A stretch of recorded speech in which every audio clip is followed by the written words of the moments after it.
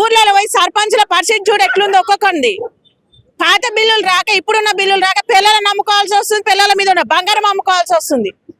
అరే ఎందుకురా నేను వానికి సర్పంచ్ గెలిచిన ఒక సంతోషము తెల్ల బట్టలు తప్ప వానికి ఏం లేదు. సర్పంచ్గా ఓడినోడు సంతోషంగా ఉన్నాడు. అప్ప అయిపోయినా కదా ఇప్పుడు కాకపోతే ఇంకా 5 ఏళ్ళ వరకు సంపాదించుకుంటాడు. వీని తిప్పి కొడితే ఇంకా 2 సంవత్సరాలు ఉంది. 2 సంవత్సరాలలో వాడు మోరీలు ఏం చేస్తాడు, కరెంట్ ఏం చేస్తాడు, నీళ్ళే నుంచి చేస్తాడు, బిల్లులు పాస్ అయితే లేవా, ఎట్లా చేస్తాడు? ఇక పిల్లని నమ్ముకోవాలి, లేకపోతే ఆ పిల్ల మీద బంగారం అని నమ్ముకొని ఊరికి అన్న హామీలు నెరవేర్చాలి. బోనసా? మరి ఏడ డ్యూటీ చేసిండు ఈయన? బోనస్ ఈయనకి ఏడ డ్యూటీ చేసిండు? ఏడైతే డ్యూటీ అయితే ఏం చేయలే కదా.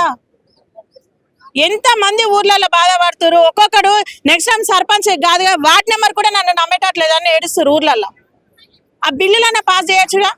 24 గంటలు ఎంతసేపున నేను అది చేసిన ఇది చేస్తున్నాను. గవర్నమెంట్ డ్యూటీ చేసేవానికి కరెక్ట్ 12 గంటలు, 8 గంటలు, 9 గంటలు. మరి సర్పంచ్కి 24 గంటలు ఊర్లలోనే ఉంటారు. వాని పరిస్థితి ఏంది? వాడిని ఎవడు పట్టించుకోవాలి? వాళ్ళ గురించి ఎవరు మాట్లాడరు. ఊర్లోకైనా అనుకో ఎందుకు గెలిచినావు నువ్వు సర్పంచ్ పోయి అన్నామీలు నెరవేర్చాలని మొహం ముందర ఉమ్మిస్తారు. ఇప్పుడు ఈయన రాజు, తెలంగాణ ఎంతవరకు ఉంది అంతవరకు ఈయన సీఎం. ఈయన ఇప్పుడు ఏనో మూలన వంతాడు, ఏనో మూలలో పోయి వంతాడు రేవంత్ రెడ్డి అన్న. ఎవరినడితే ఊర్లో ఉన్న సర్పంచ్ అరే నువ్వు నీ ముఖం చూసి వేసినావు మేము ఓట్లు అంటారు. ఏం చేశారు ఆ సర్పంచ్లు? అయితే ఏడ్చేది ఒకటే తక్కువ. ఇంకోటి ఏంటంటే ఆయన జాబ్ నోటిఫికేషన్ ఇస్తాను అని చెప్పేసి చెప్పాడు. మరి ఇప్పుడు కూడా జాబ్ నోటిఫికేషన్స్ ఇవ్వట్లేదు. దాని గురించి ఈ అన్న మాటలు ఏమి ఇచ్చిండమ్మా మా అన్న? అంత బాగా మాట్లాడతావు ఎందుకో? ఏమి ఇచ్చిండి ఇప్పటి వరకు? ఏ నుంచి తెచ్చిమంటున్నావు? మా అన్న ముందే నా కష్టం చేస్తున్నా మా రేవంత్ రెడ్డి అని. ఏ నుంచి తెచ్చియాలి? ఎంతమంది నన్ను బతికేయాలి?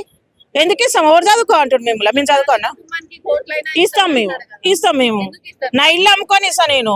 గాంధీ తాత ఒకటే కష్టపడ్డాడమ్మా. ప్రజల పరిస్థితి ఆగుల ఊరి